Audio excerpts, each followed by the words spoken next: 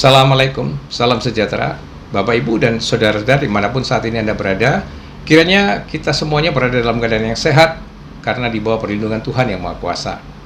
Kali ini saya sekali lagi, atau untuk kesekian kalinya memberikan catatan kepada KPK. Karena kemarin saya baca di beberapa media online, ternyata respon KPK masih belum berubah. Ya, masih di sana-sana juga tentang atau terkait tentang laporannya Ubaidilah Badrun kepada dua putra presiden, ya, Gibran dan Kaisang. Ya, jadi juru bicara KPK mengatakan laporan itu masih ada di pengaduan, ya, belum diapa-apain. Jadi gimana persoalan yang katanya verifikasi, klarifikasi dan seterusnya itu apa yang dilakukan oleh KPK itu loh, ya. Lalu di beberapa komentar ada yang berkembang itu KPK takut presiden gitu, takut dipecat katanya. Loh, nggak masuk akal. Kalau KPK itu takut dipecat oleh presiden, dia dari awal sebenarnya udah langsung ditolak, gitu kan? Itu banyak tuh, lihat tuh, sama seperti laporan-laporan pejabat kepada polisi itu, atau terakhir lah laporan kelompok masyarakat tertentu kepada Gus Yakut gitu, langsung ditolak oleh polisi. Misalnya seperti itu, karena itu penguasa kan. Ya, jadi langsung ditolak. Misalnya seperti itu, dengan berbagai alasan. Jadi sama, kalau KPK itu memang takut dari awal, nggak usah mempertimbangkan laporan itu macam-macam, ya langsung ditolak gitu. Jadi saya logikanya terbalik. Saya justru mencurigai KPK itu berpolitik gitu, memiliki ya katakanlah secara vulgarnya itu ya niat yang kurang baik gitu.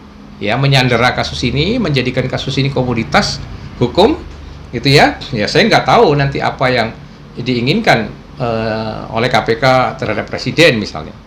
Sebab tidak masuk akal, dan saya juga tidak mengerti kenapa Dewan Pengawas itu juga diam. Itu laporan sekarang udah mendekati 2 bulan. Ya, masa 2 bulan tidak cukup untuk menentukan apakah laporan itu memang cukup bukti atau tidak, atau layak dilanjutkan atau tidak. Itu sangat-sangat tidak masuk akal, ya, sangat tidak profesional, sangat tidak etis, ya, inefisien.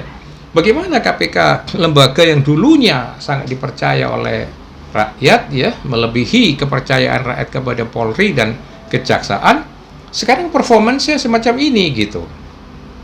Itu yang sungguh memprihatinkan. Ya, kalau ditanya selalu jawabannya masih dipelajarin, kalau nggak ya didalamin. Itu kan sungguh jawaban yang nggak masuk akal gitu ya, jawaban itu terus terang di dalam logika disebut sofisme, itu logika yang menyesatkan, ya, untuk terhadap masyarakat. Jadi masyarakat itu hanya, ya, katakanlah diberikan berita-berita yang sifatnya pepesan kosong begitu, ya, informasi pepesan kosong. Saya kira ini kan tidak mendidik, karena kepastian hukum itu penting, gitu. Ya, kepastian hukum. Kalau memang tidak punya dasar, ya langsung harus dijawab laporannya Uber itu bahwa tidak berdasar. Jangan dibekep, jangan digoreng, jangan dijadikan sandera gitu, seakan-akan ya ini karena kasusnya anak presiden lalu dijadikan sandera gitu. Ya kan, mau dipermainkan. Ya, janganlah, ingatlah, ya, mempermainkan keadilan itu pasti akan dapat azab, akan dapat karma busuk, entah sekarang entah yang akan datang. Ya, para penegak hukum itu ingatlah, jangan mempermainkan keadilan. Keadilan itu karakter Tuhan. Ya, jadi kalau kalian mempermainkan keadilan itu sama dengan mempermainkan karakter Tuhan. Ya, martabat Tuhan. Gitu. Itu pesan saya. Dan yang kedua juga sangat saya sayangkan, Gibran dan Kaisang itu nggak action itu. Ya, mestinya mensomasi dan bila perlu menuntut Ubed kembali. Cukuplah waktu yang Anda berikan itu. Loh, begini, Anda itu walaupun orang Jawa, ya, saya paham mungkin menganut filosofi Jawa, sing becik ketitik, sing olo ketoro, ya, sing nandur, sing ngunduh. Jadi ya itu hukum tabur tuai, kurang lebih begitu. Ya, tetapi kalian itu Gibran misalnya khususnya udah wali kota Solo. Ya, nanti ke depan mungkin akan menjadi pemimpin yang kelasnya lebih besar dari sekedar kota Solo, atau bahkan pemimpin nasional seperti ayah Anda, ya kan, Presiden Jokowi. Lah, kalau sekarang Anda nggak mendidik masyarakat, tidak menunjukkan sikap bahwa ketidakadilan, perilaku-perilaku yang jalim dari masyarakat, itu bukan cuma mengganggu Anda, itu efeknya itu mengganggu masyarakat gitu.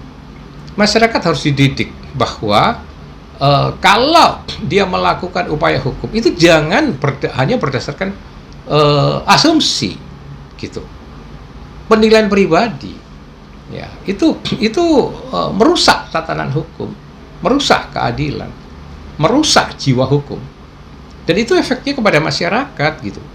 Dan kalian, ya terutama Gibran sebagai pemimpin yang sudah menjadi pemimpin wali kota, saya menghimbau, tunjukkanlah sikap kenegarawanan, ya, bertindaklah terhadap kejaliman gitu. Negara harus bertindak terhadap kejaliman sehingga masyarakat tidak terbiasa dengan kejaliman gitu. Masyarakat menjadi sadar bahwa kejaliman itu harus dihukum. Itu bukan karena Anda dendam dan Anda berbuat jahat, bukan. Itu karena demi keadilan untuk masyarakat gitu, demi pendidikan masyarakat, demi nilai-nilai keadilan, nilai-nilai hukum yang ditumbuhkan bagi masyarakat, ya, demi budaya hukum, kesadaran budaya hukum masyarakat gitu. Jadi respon dan tindakan Anda itu memiliki segi edukatif, ya, untuk masyarakat gitu, terutama edukasi di bidang budaya hukum.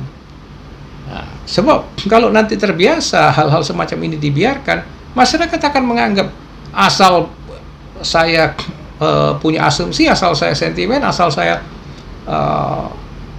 tidak suka pada politik tertentu, lalu saya laporkan orang.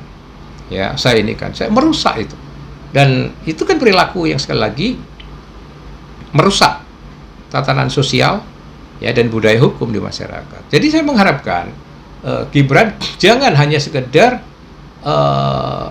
mohon maaf nih, berkutat pada budaya Jawa gitu, ya, tapi tunjukkan Anda sebagai leader bangsa, sebagai pemimpin yang harus mengedukasi masyarakat bahwa tidak boleh kejaliman itu dibiarkan. Negara harus memberantas kejaliman, dan karena itu Anda harus mensomasi, dan itu memang pasal-pasal yang Anda bisa gunakan itu kan tersedia, dan umumnya memang pasal-pasal atau delik aduan, ya, seperti fitnah, pencemaran nama baik, itu laporan palsu, itu semua kan delik aduan sifatnya.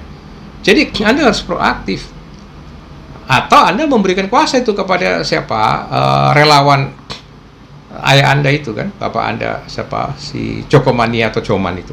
Kalau mereka tidak mendapatkan kuasa, ya nggak bisa melaporkan. Anda harus, kan Anda yang menjadi korban itu kan Anda yang harus melaporkan. Ya, nah, sekarang saatnya supaya ada pendidikan di masyarakat gitu. Kalau Anda diam, Anda cuman apa? Ya karena Anda merasa itu tadi, misalnya menganut filosofi Jawa, sing becik ketitik sing olo ketoro gitu, yang sing nandur sing uwo, ya nggak mendidik itu gitu loh. Untuk Anda pribadi oke, itu kemuliaan, itu kebaikan kepribadian jiwa kalian gitu. Tapi untuk masyarakat tidak mendidik seperti itu, ya, budaya hukumnya tidak akan terbentuk di masyarakat itu. Jadi saya mengharapkan ada respon yang tegas, ya, supaya jelas gitu.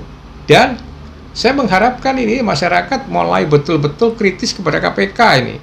Ya, nggak benar menurut saya kelakuan atau perilaku semacam ini. Ya, masa udah 2 bulan nggak ada hasil, nggak ada jawaban, nggak. Itu menurut saya tidak percaya bahwa KPK takut pada presiden, bukan. Justru KPK ingin mempermainkan presiden menurut saya, karena ini anak-anaknya, keluarganya.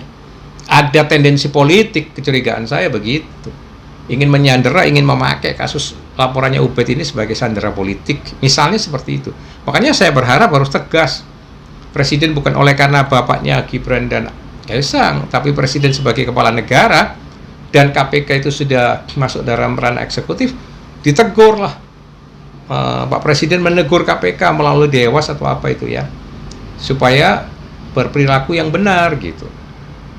Karena saya punya pengalaman kok, saya lapor KPK nggak sampai 2 bulan dijawab itu bisa ditindaklanjuti atau tidak, ya kan? Kenapa laporan Ubed ini begini lama? Nggak masuk akal itu. Ya, saya kira masyarakat, ya, saya menghimbau lah masyarakat ini bagaimana mengkritik habis-habisan KPK, ya, dengan terang-terangan gitu. Dan media terus mengungkapkan inilah, menggugat, menagih gitu. Jangan cuma bertanya. menagih, mempermasalahkan kenapa sikap KPK seperti ini, ada tendensi apa dengan sikap semacam ini. Karena itu jelas inefisien, tidak etis ya, karena begitu lama. Ya kan?